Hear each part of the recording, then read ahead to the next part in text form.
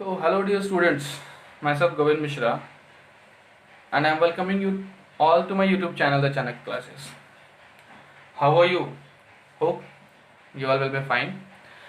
Today we are going to discuss chapter Henry a Chameleon of the book Communicate in English from Ratna Sagar Publication. This book is for class 7, and this story is written by Ruskin Bond. You know that Ruskin Bond is an Indian writer, since his name is quite different, no, quite not Indian. So let's see कैसे एक chameleon, basically जो एक गिरगिट होता है, no, how can it be a pet, ये pet कैसे हो सकता है. Let's study about some interesting facts about chameleon also, और वो कितना फ्रेंडली था वो भी हम पढ़ेंगे इसमें, नो.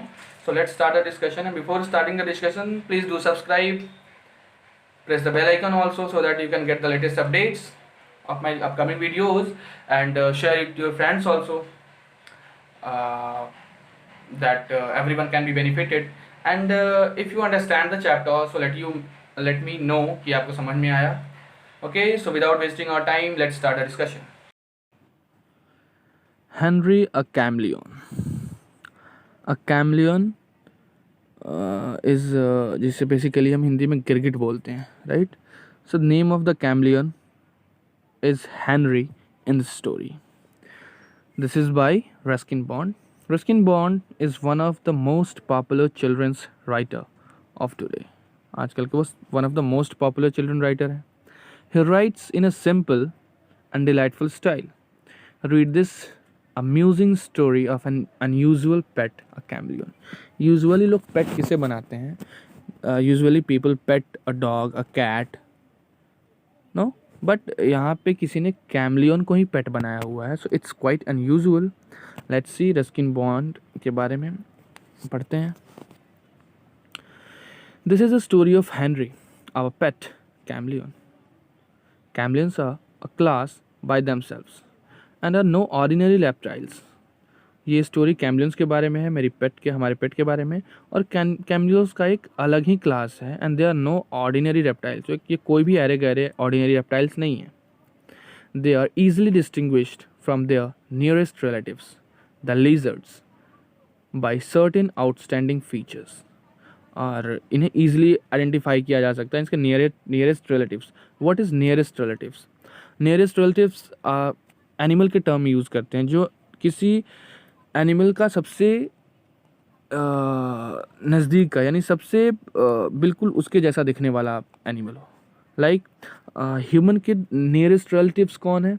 मॉन्कीज़, चिंपैंजीज, नो, ये सारे, क्योंकि वो ह्यूमन और मॉन्कीज़ में बहुत ज़्यादा सिमिलरिटीज़ होती हैं. तो वैसे ही लीजर्ड, छिपकली और गिरगिट में बहुत ज़्यादा सिमिलरिटीज़ होती हैं. तो वो lizards are the nearest relatives of chameleons. Okay, और ऐसा क्यों? क्योंकि उसे कुछ फीचर्स हैं बहुत सारे जो मैच करते हैं. A chameleon's tongue is as long as its body. और कैमलियन का जो टंग होता है, जीभ, उसके बॉडी जितनी बड़ी हो सकती है. Its limbs are the legs basically.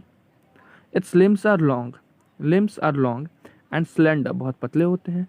And its finger and toes resembles a parrot's claws मतलब in Hindi we can say पंजा, नो. सो इसके जो लिम्स होते हैं वो बहुत पतले होते हैं.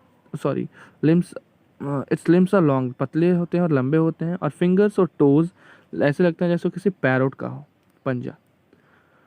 On its head may be any of several ornaments means jewelleries, but here ornaments means crest. जैसे किसी मोर के सिर पे क्रेस्ट होता है, नो, तो वहाँ पे ऑर्नामेंट्स का मीनिंग यहीं पे है. On its head may be any of the several ornaments. इसके सिर पे भी कोई क्रेस्ट जैसा कुछ हो सकता है. Henry had a rigid crest that looked like fireman's helmet. और हेनरी के सिर पे क्या है? एक रिजिड, एक हार्ड क्रेस्ट है जो लगता है कि फायरमैन का हेलमेट है. Henry's eyes were most remarkable feature. और हेनरी की जो आइज़ हैं वो सबसे रिमार्केबल फीचर है. They were not beautiful, but his left eye is why but his left eye was quite independent of his right. वो बहुत खूबसूरत तो नहीं आंखें उसकी, लेकिन उसकी लेफ्ट आई राइट आई से क्वाइट इंडिपेंडेंट, बहुत ज़्यादा इंडिपेंडेंट है.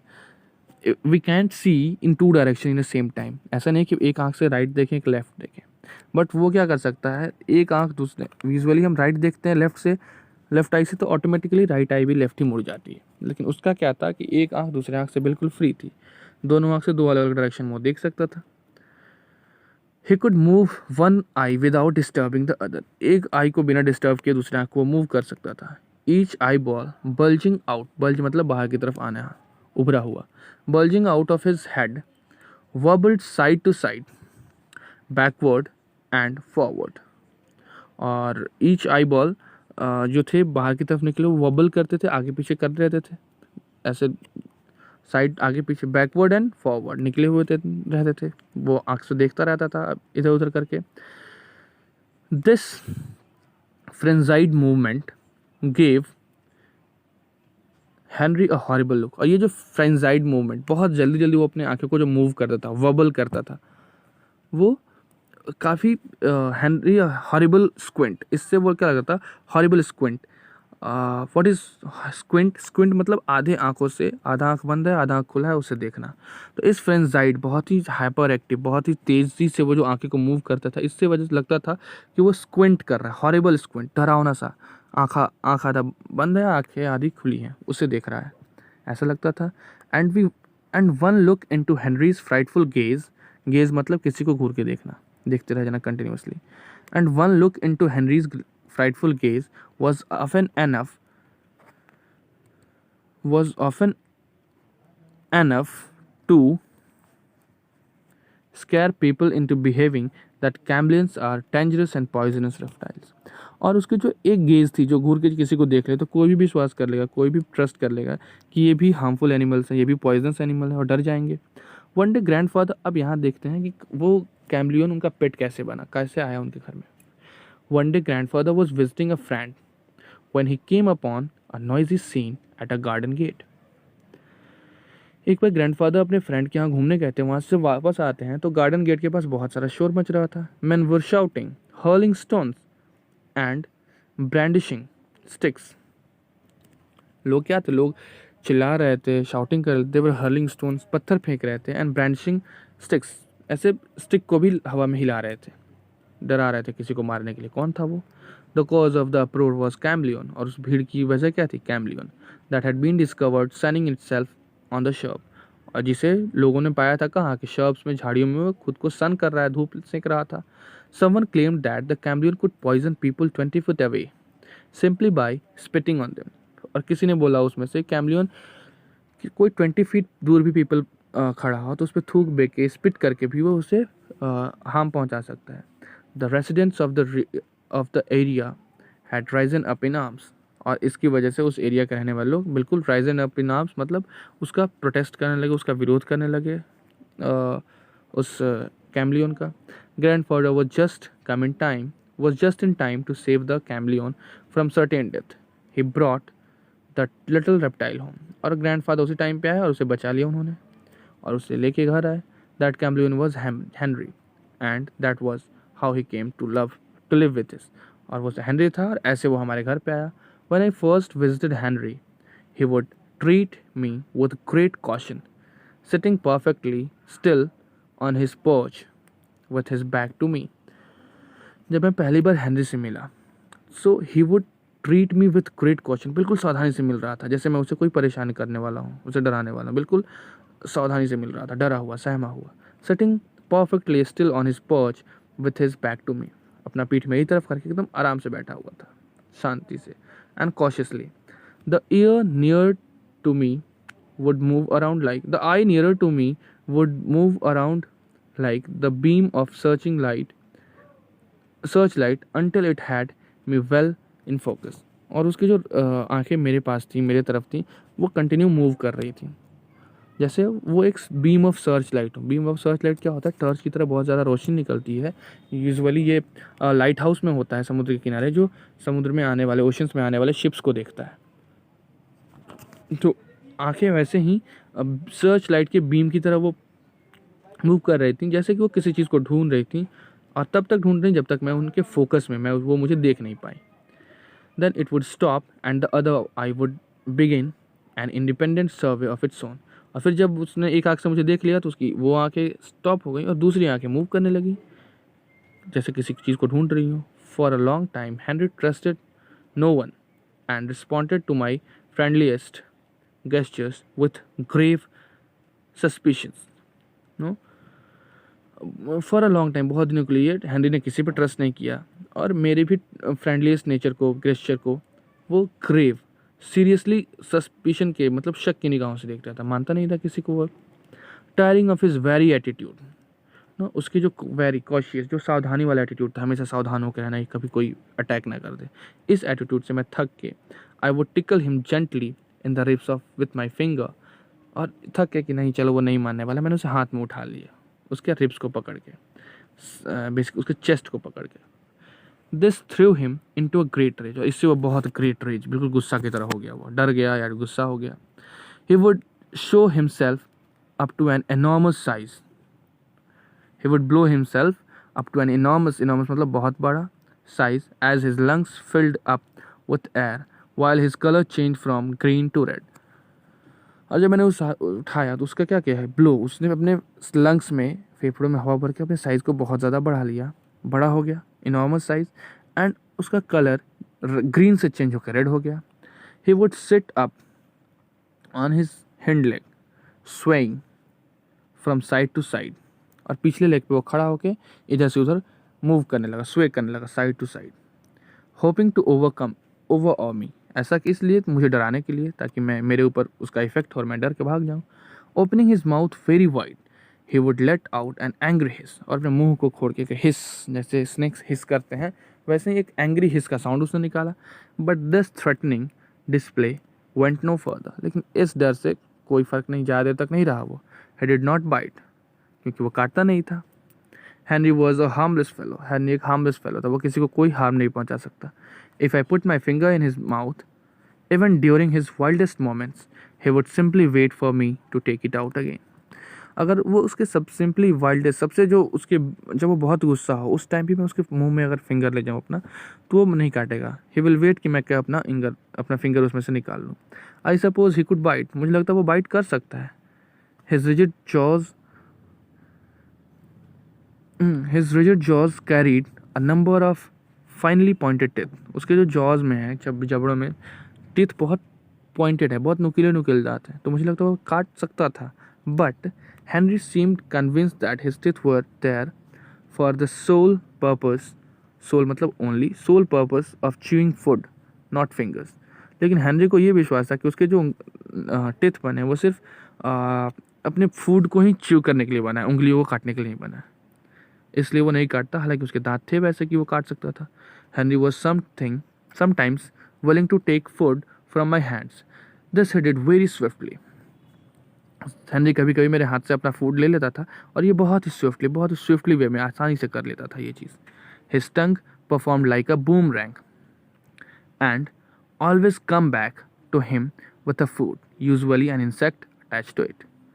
और उसका टंग जो था was acting like a boomerang. What is boomerang? Boomerang एक L shape, like this L shape की एक वुडन चीज़ होती है, जिसे हम ऐसे फेंकते हैं तो वो गोल गोल घूमते घूमते फिर वापस हमारी तरफ आती है। So his tongue was acting like a boomerang, जो जाता था और वापस इंसेक्ट्स को लेके फिर उसके मुंह में वापस चला जाता था अपने फूड को लेके। Although Henry didn't cause any trouble in our house, he did create somewhat of a riot in the nursery down the road. Nursery एक स्कूल है वहाँ पे। It started out quite innocently, हालांकि हेनरी ने हमें तो कुछ हार्म नहीं पहुँचाया, लेकिन एक बार उसने बहुत बड़ा बहुत शोरगुल, बहुत भगदड़ उसकी वजह से हो गई थी एक नर्सरी क्लास स्कूल में, वहाँ पे छोटे बच्चों का स्कूल था, उसमें डाउन द रोड के बगल में वहाँ पे। And it started quite innocently, और बहुत इनोसेंटली ये स्टार्ट हुआ। When the papayas in our orchard means again garden, orchard were ripe, grandmother sent a basketful to her friend Mrs. Ghosh, who was the principal of a nursery school. जब हमारे papayas ripe हो गए, पक गए, तो grandfather ने अपनी friend Mrs Ghosh के पास कुछ पपायाज भेजा, and Mrs Ghosh was the principal of a nursery school. While the basket sat waiting, जब बास्केट वहाँ पर रखा गया था, Henry went searching for beetles is a type of insect and slipped in among the papayas unnoticed. तो जब papayas वहाँ पे रखे हुए थे तो हेनरी उसमें गया बीटल्स को ढूंढते हुए कि कहीं कोई इंसेक्ट मिलेगा मैं उसे खाऊंगा, और पता भी नहीं चला, लोग उसको अननोटिस बिना देख नोटिस किए हुए वैसे ही वो बास्केट चला गया मिसेस घोष के पास. The gardener difficult dutifully carried the basket to the school and left it in Mrs Ghosh office. और बहुत ही अपने ड्यूटी को करते हुए गार्डनर उसे ले गया मिसेस घोष के पास और उनके ऑफिस में छोड़ के आ गया. When Mrs. Ghosh returned after making her rounds, she began examining and admiring the papayas, and out popped Henry. लेकिन जब वो अपने फिर मिसेस घोष जब वापस आई अपने राउंड से, स्कूल में कैसे प्रिंसिपल लोग राउंड पे जाते हैं, सो आफ्टर हर राउंड जब वो वापस आई तो वो एग्जामिन करने लगी और एडमायर करने लगी, पपाया को देखने लगी और सोचने लगी कितना अच्छा पपाया है ये. एंड आउट पॉप्ड हेनरी, और यहीं पे हेनरी बाहर आया. लुक, हेनरी के बाहर आने से in the from the basket of papaya how Mrs Ghosh is shouting and screaming. Mrs Ghosh screamed, Mrs Ghosh ने स्क्रीम किया, चिल्लाया, शाउट किया. Henry squinted up at her, squint किया हेनरी ने, आधे खुले हुए आंखों से देखा हेनरी ने. बोथ आइज रिवॉल्विंग फ्यूरियसली, और उसकी दोनों आंखें बहुत फ्यूरियसली बहुत तेजी से मूव कर रही थी.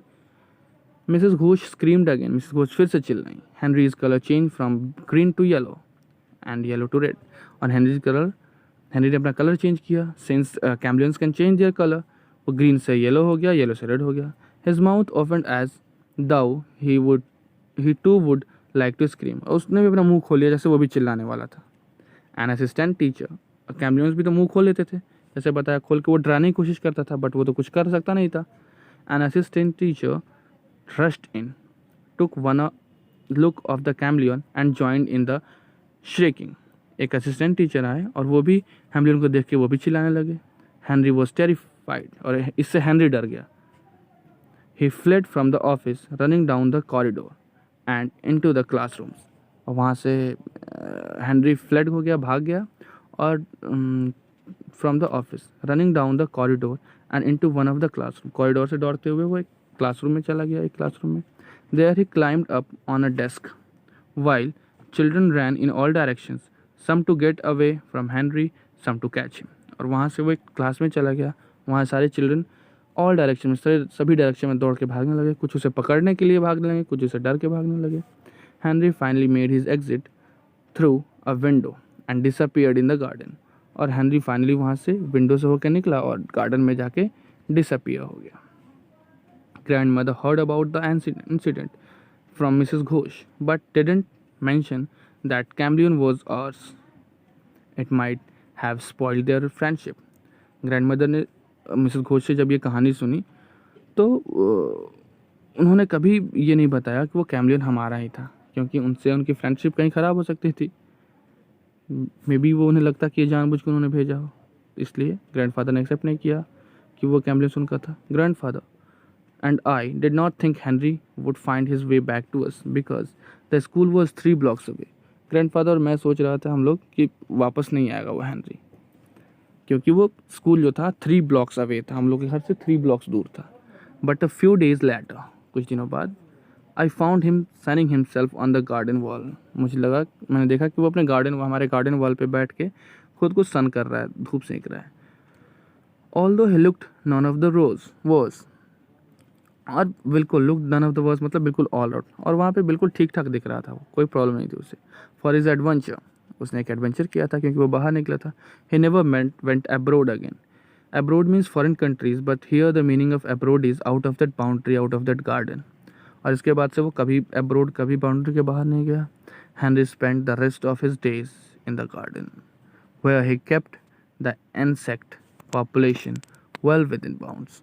और वहाँ पे अपने लाइफ का बाकी टाइम हेनरी ने गार्डन में बिताया, और वहाँ पे उन्होंने इंसेक्ट्स पॉपुलेशन को विद इन बाउंड्स कंट्रोल में रखा, क्योंकि इंसेक्ट्स को वो खा जाता था. And this is how the Henry spent his rest of the life in the garden.